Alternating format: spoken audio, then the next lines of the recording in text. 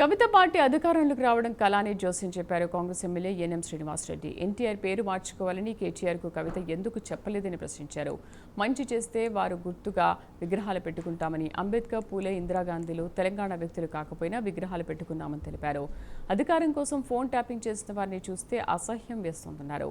కుర్చీ ముఖ్యమని రాజకీయాలు చేయడం సరికాదంటున్న ఎన్ఎం శ్రీనివాసరెడ్డితో మా ప్రతినిధి అజీం ఫేస్ టు ఫేస్. ప్రస్తుతం మనతో పాటు ప్రభుత్వ ఎన్ఎం శ్రీనివాసరెడ్డి ఉన్నారు. ఈరోజు సిట్టు ముందు ఫోన్ ట్యాపింగ్ వ్యవహారానికి సంబంధించి వాంగ్మూలం కూడా ఇచ్చి వచ్చారు. సో అక్కడ ఏ అంశాలు ప్రశ్నలకు వచ్చాయనే విషయం మనం ఆయన ద్వారా అడిగి తెలుస్తున్నాం. అసలు అంటే సిట్టు మిమ్మల్ని ఏమడిగింది, మీరేం స్టేట్మెంట్ రికార్డ్ చేశారు? ఫోన్ ట్యాపింగ్, నా ఫోన్ ట్యాప్ అయిందని చెప్పి నేను కంప్లైంట్ ఇవ్వడం జరిగింది. సో మా ఫోన్ ట్యాప్ అయిన విషయాన్ని వాళ్ళు రూఢీ చేసుకొని దానికి సంబంధించిన ఆధారాలు మాకు చూపి, ఇంకా మాతో పాటు అనేక మంది ఫోన్ ట్యాపింగ్ అయిన విషయాన్ని కూడా వాళ్ళు చెప్పడం జరిగింది. ఆ సమయంలో మీ మీద ఎవరు ట్యాపింగ్ చేశారు అని చెప్తే మేము అప్పుడు జరిగిన సంఘటనలన్నీ కూడా వారికి స్టేట్మెంట్ రూపంలో ఇవ్వడం జరిగింది. అప్పుడున్న పోలీసు వ్యవస్థ, అప్పుడున్న రాజకీయ వ్యవస్థ ఇద్దరు కూడా కలిసి మెలిసి ఈ కార్యక్రమాన్ని చేసింది. 24/7 మమ్మల్ని మానిటరింగ్ చేసింది. మేము ఎక్కడ పోయినా, ఇంట్లో ఉన్నా ఇంటి బయట ఉన్నా మమ్మల్ని నిఘా నీడలో పెట్టి మేము మా ప్రతి కదలికను ఎప్పటికప్పుడు అప్పుడున్న రాజకీయ వ్యవస్థకు అందజేసే కార్యక్రమం వాళ్ళు చేసిర్రు. ఒక పోలీసుగా ఆ పని చేయకూడదు, ఒక ఇంటెలిజెన్స్ ఆఫీసర్స్గా వాళ్ళు ఆ పని చేయకూడదు. కానీ వాళ్ళు చట్టానికి బానిసలుగా కాకుండా అప్పుడున్న ముఖ్యమంత్రికి బానిసలుగా వ్యవస్థ పనిచేసింది. కొన్ని వేల మంది ఫోన్లు ట్యాప్ చేసిండ్రు. ఇది ప్రజాస్వామ్యంలో క్షమించరాని నేరం. కాబట్టే మేము కంప్లైంట్ ఇచ్చినాం. వీళ్ళందరికీ కూడా చట్ట ప్రకారం వారు శిక్షించబడాలని చెప్పి కోరుకుంటాం. చెప్పినట్టు అప్పుడు ఫోన్ ట్యాపింగ్ జరిగి మీ వివరాలన్నీ ప్రతి విషయం తెలిసినట్టయితే అయినా కానీ వాళ్ళు అధికారంలోకి రాలేదు, మీరే అధికారంలోకి వచ్చారు. మీరు ఇది కంప్లైంట్ ఇచ్చింది కూడా అధికారంకి వచ్చిన తర్వాత కదా. అయినా సరే వాళ్ళు ఫోన్ ట్యాపింగ్ చేసిన ఎందుకు అధికారంలోకి రాలేకపోయారు అనుకుంటున్నారు? ఇప్పుడు రెండు వేరు వ్యవస్థలు. శిక్ష చేయాలంటే విచారణ జరగాలి, విచారణ జరగాలంటే మేము కంప్లైంట్ చేయాలి. మేము కంప్లైంట్ చేసిన తర్వాత అవి కరెక్టా కాదా అని చెప్పి వెరిఫై చేసుకోవాలి. కొన్ని వేల మంది ఫోన్లు ట్యాప్ చేసిర్రు కాబట్టి ఇంతమందిని విచారణ చేయాలి. విచారణ చేయాలన్నప్పుడు వాళ్ళ డేట్స్, మా డేట్స్ అవన్నీ కూడా సింక్ కావాలి. కాబట్టి ఇప్పుడు ఆల్మోస్ట్ క్లోజింగ్కి వచ్చింది. చాలామందిని విచారించిన రాజకీయ నాయకులు కావచ్చు, జర్నలిస్టులు కావచ్చు, వ్యాపారవేత్తలు కావచ్చు, ఎవరెవరైతే ఫోన్ ట్యాప్ అయిన అనుమానం ఉందో, ఎవరెవరైతే కంప్లైంట్ చేసిరో వాళ్ళందరినీ పిలిచి వాళ్ళ స్టేట్మెంట్లు రికార్డ్ చేయడం జరిగింది. వాళ్ళ దగ్గర పకడ్బందీ సాక్ష్యాలు ఉన్నాయి. ఎవరెవరు చేసిండ్రు అనేది కూడా స్పష్టంగా వాళ్ళకి అందరికి కూడా విచారణలో వాళ్ళకి తెలుసుకున్నారు. మంచి ఒక ఫుల్ ప్రూఫ్ ఛార్జ్ షీట్ ఖచ్చితంగా వస్తుందని చెప్పి నేను భావిస్తాను. ఉద్యమాలకెళ్ళి వచ్చారు.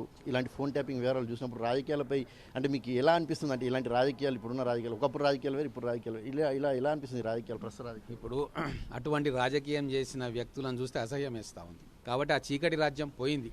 కాబట్టే వెలుగులోకి వస్తూ ఉన్న వాళ్ళు చేస్తున్న అక్రమాలకు భవిష్యత్తులో ఒక గుణపాఠంగా వాళ్ళకు శిక్ష ఉండాలి అని చెప్పి నేను కోరుకుంటాను. చివరి ప్రశ్న. కవిత ఈరోజు ఏదైతే రౌండ్ టేబుల్ సమావేశం ఇచ్చారు ఉద్యమకారుల కోసము, సో నిర్వహిస్తూ ఒక మాట అన్నారు. ఆంధ్రాకి సంబంధించిన నాయకుల కోసం ఏజెంట్గా ఇక్కడ ఒక ముఖ్యమంత్రి ఉన్నారు, ఆంధ్రాకి సంబంధించిన విగ్రహాలు పెడుతున్నారు, మేము అధికారంలోకి వస్తే ఆంధ్రాకి సంబంధించిన విగ్రహాలన్నీ కూడా తీసేసామని చెప్పి ఆమె మాట్లాడుతున్నారు.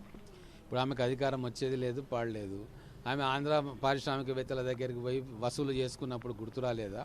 వాళ్ళ అన్నకు తారక రామారావు అని పేరు పెట్టినప్పుడు ఎందుకు తెలంగాణ ఉద్యమంలో నువ్వు బతుకమ్మ అని తిరిగినప్పుడు అన్న నువ్వు పేరు మార్చుకో, తారక రామారావు తీసి ఇంకో పేరు పెట్టుకొని ఎందుకనిలే? ఎందుకు పొత్తులో ఎమ్మెల్యేగా పోటీ చేసిండు వాళ్ళన్న? వాళ్ళ నాన్నగారు ఎందుకు పొత్తుల్లో పోటీ చేసిరు? అప్పుడు గుర్తుకు రాలేదా? ఇవన్నీ కూడా పనికిమాలిన మాటలు. విభజన జరిగిన తర్వాత మహానాయకులు ఎవరున్నా, ఏ ప్రాంతానికి చెందిన వారు ఉన్నా వాళ్ళని గౌరవించుకోవాలి. ఇప్పుడు అంబేద్కర్ గారు తెలంగాణ వ్యక్త, తెలంగాణలో పుట్టిండా, తెలంగాణ పెరిగిన వాడిని గౌరవించుకుంటలేమా? పూలే గారు తెలంగాణ వ్యక్త, గౌరవించుకుంటలేమా? అలాగే తర్వాత ఇందిరాగాంధీ గారు తెలంగాణలో పుట్టినరా, వారిని గౌరవించుకుంటలేమా? అట్లాగే నాయకులు ఏదైనా సమాజంలో మార్పు తీసుకొచ్చే ప్రయత్నం చేసిన ప్రతి ఒక్కరిని గుర్తించుకుంటాం. రైతుల కోసం పనిచేసిన రాజశేఖర రెడ్డి గారిని, ఆరోగ్యశ్రీ చేసిన రాజశేఖర రెడ్డి గారిని గుర్తించుకుంటాం. పేదవాడికి 3 పూటల అన్నం పెట్టిన ఎన్టీఆర్ గారిని గుర్తించుకుంటాం. రాజాభరణాలు రద్దు చేసి దళితులకు లక్షలాది ఎకరాలు, కోట్లాది ఎకరాలు పంచిన ఇందిరాగాంధీ గారిని గుర్తుపెట్టుకుంటాం. దేశానికి స్వాతంత్రం తెచ్చిన మహాత్మా గాంధీ గారు, సర్దార్ వల్లభాయ్ పటేల్, జవహర్లాల్ నెహ్రూ గారిని అనేక మంది నాయకులను గుర్తుంచుకుంటాం. వాళ్ళు మన ప్రాంతంలో పుట్టినరా, ఇంకో ప్రాంతంలో పుట్టినరా, ఇవన్నీ కూడా ఆమె రాజకీయం కొత్తగా పార్టీ పెడతా ఉంది. విజ్ఞానంతో ఆలోచించాలి. ఆమె ప్రతిదీ రాజకీయం చేయాలనుకుంటే అది వాళ్ళకే ఎదురు దెబ్బ తగులుతుంది. మరి ఆమె ఢిల్లీలో పోయి ఈ ప్రాంతంగానే వాళ్ళతో లిక్కర్ స్కామ్లో ఎందుకు మాటామంతి పెట్టి డీలింగ్లు చేసుకుంది? మరి తెలంగాణలతోటే వ్యాపారాలు చేసుకునేది ఉండే. కాబట్టి పరిణితి చెందాలి.